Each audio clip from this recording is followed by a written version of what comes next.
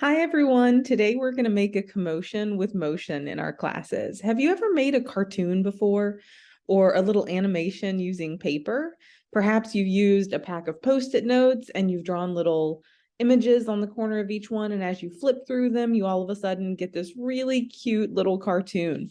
Well, today we are creating a machine, a little movie maker machine, to actually animate our cartoon for us. Now, this is a printed image that you're going to be able to hand out to all of your students to make the magic happen with their motion and their movie machine today.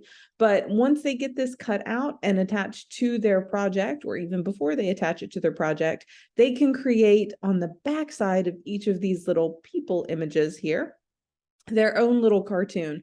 So they could come up with this idea of like a little stick figure kicking a ball and the ball moving to different spots in each of these little images so that they create a fun little animation of their own on the back of this cutout.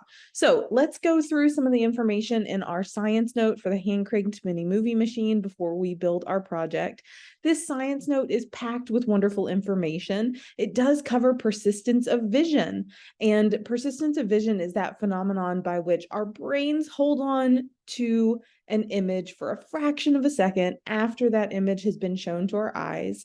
And if we show another image to our eyes within that tiny little bit of time, then those images both travel to our brain and our brain can't pull them apart from each other. So it combines those two things that we've seen in front of our eyes into one image, or in this case, it combines all these little images and it tells us that something is moving. So we get this sense of motion with this project.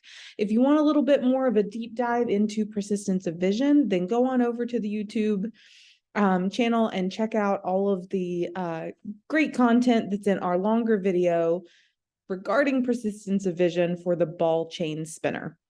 So again, persistence of vision is one of our science words for this project. We also have zoetrope, and zoetrope is the name of the type of old-timey toy or machine that was invented to be able to give you an animation or this concept of something being in motion and animated, even though it's not really. They're still single images that are just being shown to our eyes in a really quick, speedy way so that we get that phenomenon of persistence of vision, confusing our brains and basically making it seem as if something is in motion when it's not actually moving. Now, we also have wheels and axle and crank. At the end of our science note, it talks about how we are creating a crank using different wheels and axles in our project. And it is really cool to see how all those parts go together to be able to create the little machine that we're going to use to move this. So now let's jump into how this project goes together. The first piece that you want to put into the building of your project is this little peg here. This little peg goes into the hole that's pre-drilled on my wheel, and it goes from the inside. So the inside is the side that has this axle on it, goes from the inside out to the outside. This is part of our crank that we are creating here. Now, we have some other pieces that were part of our kit. We have a smaller wheel and we have a larger wheel. The larger one is going to be saved to go on the other end of this crank, and that's where my sticky square is going to go that my piece of paper is going to attach to. So right now I'm choosing the smaller wheel. It might be textured. It might have kind of a divot on one side. You can use either side that you would like to be able to press it onto the end of this little peg that you now have through the hole here. You want to make sure that once it's on, and you don't push it too far onto this peg. If you push it too far on, then there'll be too much friction and you won't actually be able to create the crank that you want here, right? So just put it on a little bit. If this is falling off or it's not tight enough to keep everything together, then you may need to wrap the end of the peg, this part right here, with a little tiny bit of masking tape. So I would take my masking tape. I would take a little tiny piece of masking tape here. I'm going to put that masking tape over top of the very end of this so that it's creating some thick spots on the edges. And then I'm going to take my wheel and I'm going to press that wheel onto the masking tape. So I'm going to press on the inside of this peg so that I don't push it on there. All right, now we can see the masking tape on this end. Now this is tight, it's not falling off, and I have created a crank. Now I'm ready to take this long axle and press it through my cardboard tube. There are 2 pre-drilled holes here. Once that is assembled, I'm going to take this other larger wheel that I reserved, and I'm going to put it onto the end of this long axle. I want to push until these 2 pieces meet up here so that I know that it's on far enough. But again, I don't want to push it all the way down this so that it's creating lots of friction. Okay, so now I have a crank. Now I have something that I can turn. Have the students test that out, use either hand if they want to. The science note says hold it in one hand and use the other, but it doesn't matter. The students can use whichever one's most comfortable for them. Now I have this nice flat surface here. My axle's not pushed through the center of the wheel, so it's still flat. That's important because now I'm going to take this thing called a sticky square. Sticky squares are easier to use on one side than they are on the other. So if you can get one side of it started, save that side for last. The other side, you're going to actually stick the sticky square to your finger. You're going to fold it back. I'm stuck to it. And when I fold it back on the corner and I pull the part that's stuck to me away, it leaves this nice little corner lifted up for me. It's like the dog-eared corner of a book so that I can hand this back to a kid if they were having trouble. And now they have a little handle to be able to peel this off. So take the hard side of the paper off first. Don't touch it, stick it down to something, and then take the overcut piece of paper off second. And now I have a surface that I don't want to touch, but I am going to use that in just a second to attach my piece of paper to once I get all of this cut out. So we're going to cut out this together. If it's a green line, that means yes, cut. If it's a red line, that means yes, cut on it. If it's a dotted line, which our students most of the time are taught is a cutting line, it's actually a folding line for us. So fold on the dotted, don't cut there. Yes, cut on the green, that's the first one. And yes, cut on the red, that's the second step.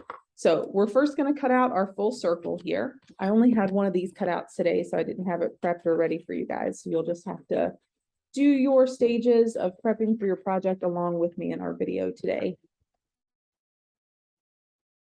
I'm not doing video editing magic because video magic or the motion magic is already in our project alone.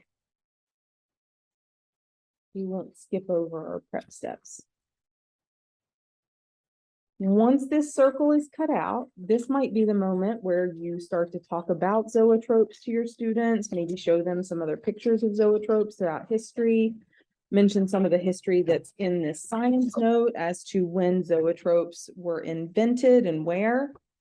And this is also a good time before it's attached to your project to have those students go through and create some of their own images on the back, especially if they can hold this up to light and see through it so that they can draw on these little spots. Or it might be helpful to cut it first so that they can see exactly where this little flap of paper ends before they create their own image. So now I'm going to go through and I'm going to cut on every green line. I'm just making the green line cuts right now. Cut on every green line. Go all the way around the circle doing this.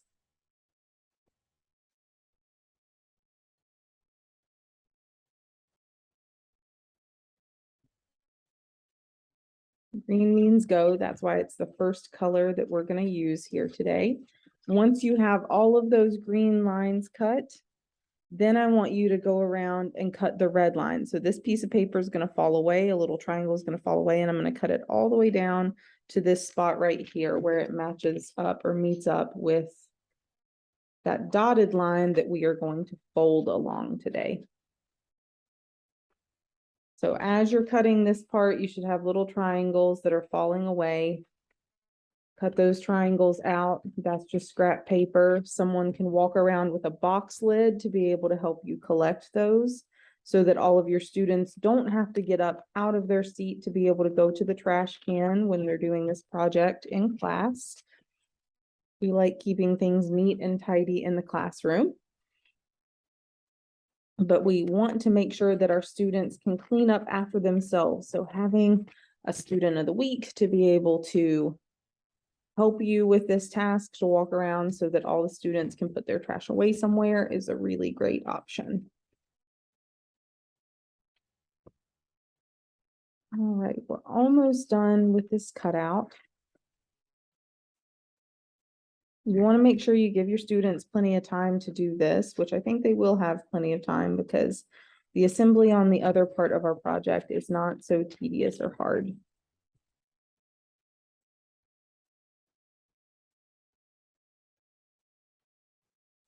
All right, now that we have all of these cut out, this is what the image should look like.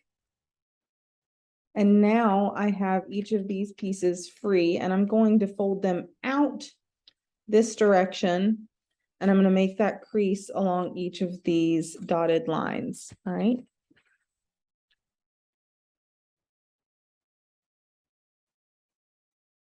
I am folding it in the direction where I'm kind of covering up my drawing as I'm doing this. But if you tell the students to kind of match up this top edge as they fold it over, then it'll help them fold everything along that dotted line, even though they can't see it when they're making these creases.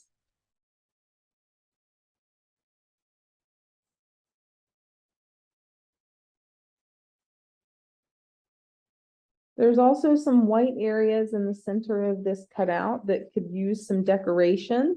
So if the students have extra time in class after they've created their own animation on the back side of each of these little images, then they could go through and they could use some marker and decorate the center section so that it just looks really cool as you're moving and spinning your cutout around. So now I'm kind of folding these back out so that they are all sticking completely perpendicular from the paper, sticking out perpendicular. All right, so now I have these little images that we can see one at a time. And now I am ready to take the blank side of this image, find the center of it, and I'm going to stick my sticky square to the center on the blank side of this image. All right, so I'm going to hold it up like this. I'm looking at the front side where there's this nice little dot, and I'm going to hide that dot or try to aim to get that dot right on the center of my project here. Rub it down just a little bit. All right, now I have a Magic Movie Maker. I can hold this in one hand at the end of my tube here and use my other hand to crank it. You see a jump roping fella here?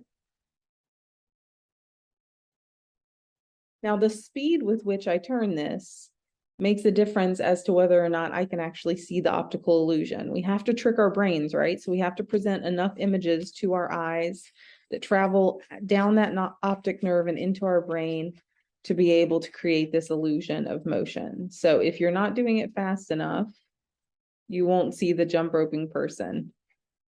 And it may also matter which direction you turn this. So for some people, they may need to turn it away from them, and other people, they may need to turn it toward them to be able to see the optical illusion. Now, I'm doing this so that the camera can see it. If I was using this for myself, I would flip it around this direction so that I can see the little people, hold this with one hand, and then use the other hand to be able to crank this so I can see my little guy jumping rope here. And then if your students draw on the back side of this, they flip it over, hold it with the other hand, crank the little crank here, and then you get to see your own optical illusion that you created, that you drew out on the back of this. I would draw like little stick figures with a ball here, and in every frame, I would draw the same stick figure and the ball moving away, maybe like you kicked the ball, or you could even draw just a little bird, you know, that little M-shaped bird, and just move where you draw the bird in the frame. And so as you turn this, it's going to look like a bird is just flying across the piece of paper here. So something simple that's really easy for your kids to create, like a ball that's bouncing, those dashed lines, and then just one image of the ball and then dashed lines and then another image of the ball. Those types of things are really easy for students to do. So have a wonderful time in class creating this motion and creating this zoetrope machine. And I am sure that all of your students are going to have a blast showing off their animations to each other and to you in class. So take care, have fun with this project, and let me know if you guys have any questions at all as we go through this session, okay?